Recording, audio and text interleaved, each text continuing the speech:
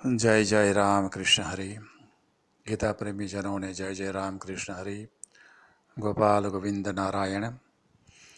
आज प्रारंभ हो रहा है 15वां अध्याय पुरुषोत्तम योग। आज एक हृदय में बैठी हुई बात 1 मिनट में बता दूं। कभी कभी ऐसा हुआ करता था मन में कि गुजरात से राजस्थान में गुजरते गुजरते कहीं कहीं अनजाने अनजाने स्थानों पर अनजाने भगवान के प्रेमियों में गीता कहते कहते हरिद्वार पहुंचूं।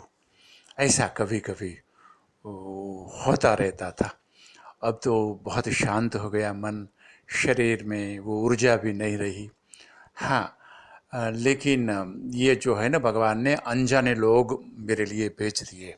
अनजाने लोग नहीं, अनजाने प्रेमीजन, अनजाने भक्तजन, अनजाने श्रद्धालुजन।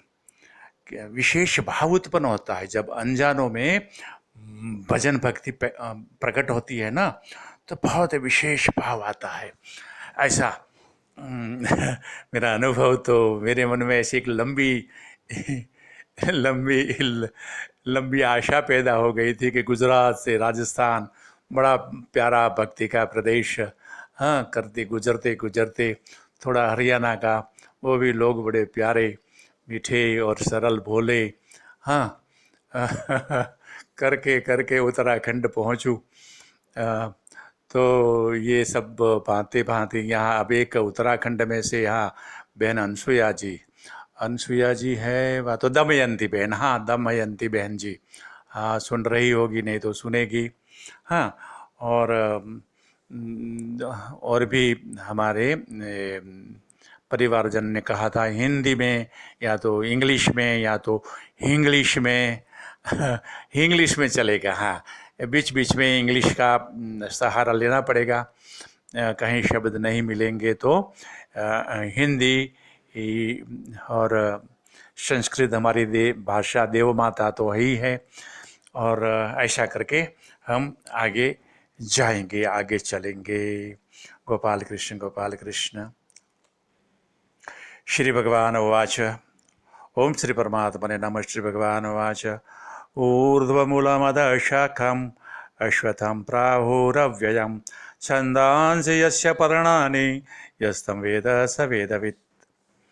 हाँ, ये हमारे मन में वो श्रद्धा बहुत बैठी हुई है ना कि उच्चार में शुद्धि होनी चाहिए। मैं महात्माओं से मैंने सुना है, बड़े बड़े महात्मा से, बड़े बड़े महात्मा बहुत सुलभ नहीं होते, लेकिन कभी कभी भाग्य बना देते हैं भगवान, तो हो जाते हैं ऐसे महात्मा जिसका गुणगान नहीं कर सकते हम। से सुना है कि आपकी कर्म फल में कर्म के फल को लेके, वो लक्ष्य लेके आप मंत्र जाप करें, पाठ करें, तो उसमें उच्चार अशुद्धि का दोष माना जाएगा।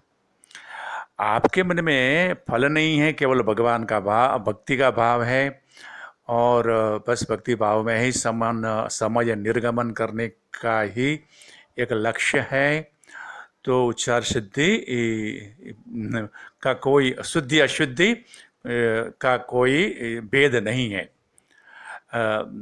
और गीता जी ने भी वो प्रमाण दिया है कि प्रत्यवायो न विद्यते, नेहा विक्रमणासो अस्ति प्रत्यवायो न विद्यते, स्वल्पमपि अस्य धर्मस्य त्रायते महतो भयात्। प्रत्यवायो न विद्यते, दूसरा अध्याय में कहा है कि प्रत्यवाय दोष नहीं लगेगा। ये इसका भजन कर लो, पाठ कर लो, दर्शन कर लो, गा लो, शुद्धि अशुद्धि में उसका दोष नहीं लगेगा। भगवान की भक्ति के लिए ही गाए, इसलिए देखे, इसलिए सुने, समझे और बोले, उसमें कोई दोष नहीं है। ये मैंने महात्मा से सुना, आपको बताया। तो आगे सरल अर्थ में मैं फिर से पुनरावर्तन करूं। भक्ति योग में ये कहा गया था, जो समझ में नहीं आवे हम छोड़ देंगे।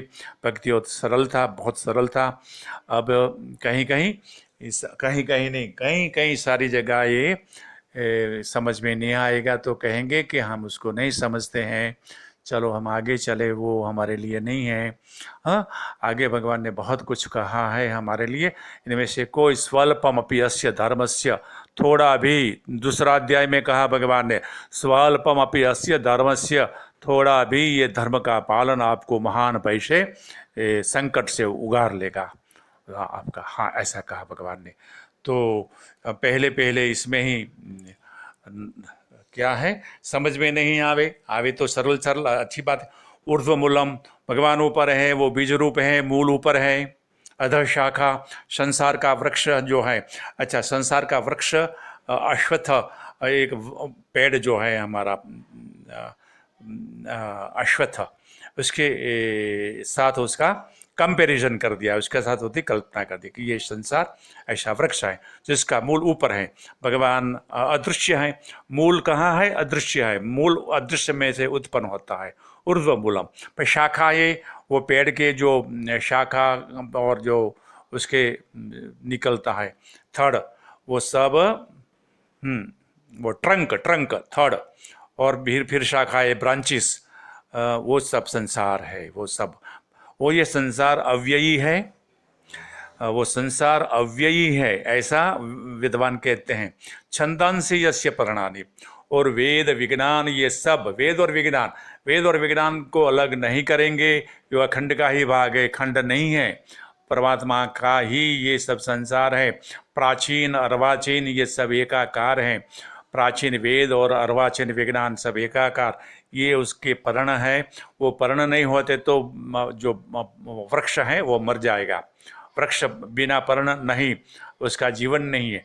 वो पर्ण ही खुराक बनाता है, वही सूर्य प्रकाश से, हवा से, वायुमंडल से ऑक्सीजन नहीं, कार्बन डाइऑक्साइड लेता है, फिर ऑक्सीजन जीवों को देता है, अपना खुराक भी बना लेता है, और ऑक्सीजन हमारे लिए पेड़ों से, उसके पत्तों से निकलता है और वृक्षों के लिए खुराक बनता है।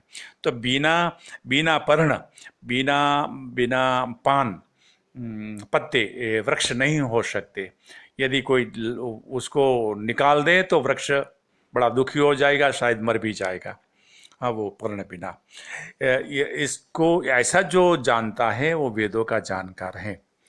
तो ऐसा जान लेने से वेदों का जानकार कैसे हो जाएगा कि आखिर गंतव्य क्या है? वेदेश सर्वे अहमेव वेद्यो, भगवान ने यही अध्याय में कहा। हाँ, 15वां श्लोक में, सब वेदों से मैं ही जानने योग्य हूँ। एक भगवान नहीं जाना और सब कुछ जान लिया तो क्या जाना? हाँ, ऐसी बात है। तो भगवान ने कहा ये वेदवित इसलिए हो जाता है, भगवान के शरण में बैठ जाता है, सब उसका काम हो गया, उसको करने के लिए कुछ नहीं रहता है। ज्ञान की प्राप्ति क्यों है? कुछ सुख के लिए। यदि भगवान का शरण ही सुख देते तो वो ये सांसारिक ज्ञान आदि का क्या जरूरत है? नहीं जरूरत है। तो ये वेदवित ऐसे ऐसे ऐसे हमने मान लिया।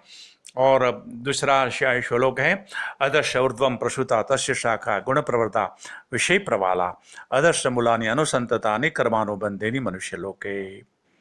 फिर ये वृक्ष है, बट वृक्ष सबने देखा है, उसकी शाखाएं लंबी लंबी हो जाती हैं, तो वो अनुसंततानि, मूल और निकलते हैं। उसको सपोर्ट देने के लिए, उसको आधार देने के लिए, अवलंबन देने के लिए, वो अवलंबन के रूप में शाखा ये नीचे जमीन तक जाती है। वो शाखा नहीं है, वो मूल ही निकलते हैं। वो जो है ना, वट में से निकलता है, फिर वो जमीन में जाता है, वो सपोर्ट बन जाता है। इससे ये संसार वृक्ष अधस्य ऊर्ध्वम फैला हुआ है, और प्रसूता तस्य शाखा। हाँ, शाखाएं निकली है, एक में से दो, दो में से तीन, तीन में से, और ऐसे आगे आगे आगे गुण प्रवृत्ता।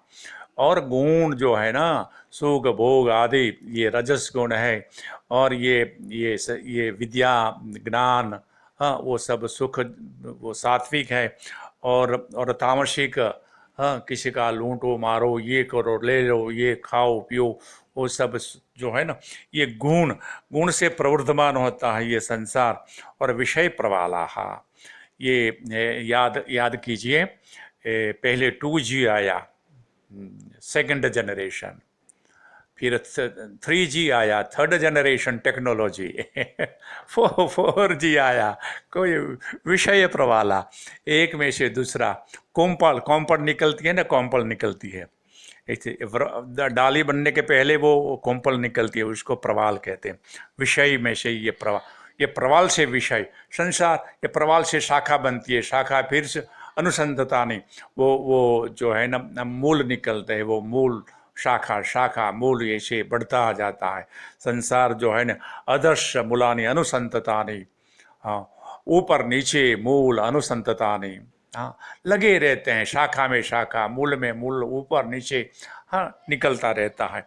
और उसमें ये जीव जो है कर्मानुबंधी मनुष्य लोके, मनुष्य लोक, मनुष्य देह और मनुष्य मानव योनि में जन्मे सब मनुष्य, जो भी समझो मनुष्य लोक में, कोई शरीर भी कह देते हैं, कोई पूरा मनुष्य समाज भी कह देते हैं। तो जहाँ ही हमारा हमारा मन जहाँ राजी हो जाए वही अर्थ हमारा। पंडित को यदि आप पूछने जाओ तो जाओ पूछो, समाधान हो जाए तो अच्छी बात है। फिर भगवान का शरण ही सबसे बड़ा समाधान है, वो हमारा अनुभव है, अनुभव की बात कहेंगे और कोई बात नहीं कहेंगे। ऐसा अनुभव, वो ऐसी मैंने याचना आजीजी या प्रार्थना मैंने जनार्दन सर से रखा कि सर, मैं कहूँगा तो थके हारे निराश वृद्धत्वा ने पामे हुए नर नारी हमारे जो भक्तजन हैं उसके लिए गीता कहूँगा, इसके लिए और उसके अनुसार ही ये वाणी भगवान पैदा करे, भगवान प्रेरणा करे और वाणी ऐसे पैदा हो। तो ये मैंने कह दिया प्रारंभ में, जल्दी जल्दी में कह दिया। 10 मिनट में 2 श्लोक कहने थे, शायद कल से एक एक श्लोक करेंगे और जल्दी नहीं करेंगे। आज यहाँ पूरा करेंगे। कर्मानुबंधेनी, बड़ी पीड़ा है कर्म का बंधन, मोक्ष से कर्म बंधने ही, भगवान ने कहो ऐसा कर, तेरे कर्म के बंधन समाप्त हो जाएंगे। ब्रह्मणि आदाय कर्माणि, ब्रह्म को अर्पण कर, मुझे अर्पण कर, निरहंकारी बन जा। वो दुख ही दुख है, अहंकार से कोई सुख नहीं हुआ, किसी को शांति नहीं मिली। ये सब बात बार बार भगवद गीता हमें बताएगी। और ये श्रृंखला जो चलेगी ऐसे श्रद्धालुओं के लिए चलेगी जो हार चुके हैं, थक चुके हैं, निराश हुए हैं, लेकिन श्रद्धा का दीपक बुझा नहीं है। ऐसे श्रद्धालुओं के लिए ये श्रृंखला चलेगी और धीरे धीरे सब खुलेगा भगवान की कृपा से। आनंद करेंगे, आनंद करेंगे। गोपाल कृष्ण हरि गोपाल, कृष्ण गोपाल, कृष्ण गोपाल। भगवान पीड़ा हरो, भगवान पीड़ा हरो, भगवान पीड़ा हरो। हरि शरणम, हरि शरणम, हरि शरणम, हरि शरणम, हरि शरणम, हरि शरणम।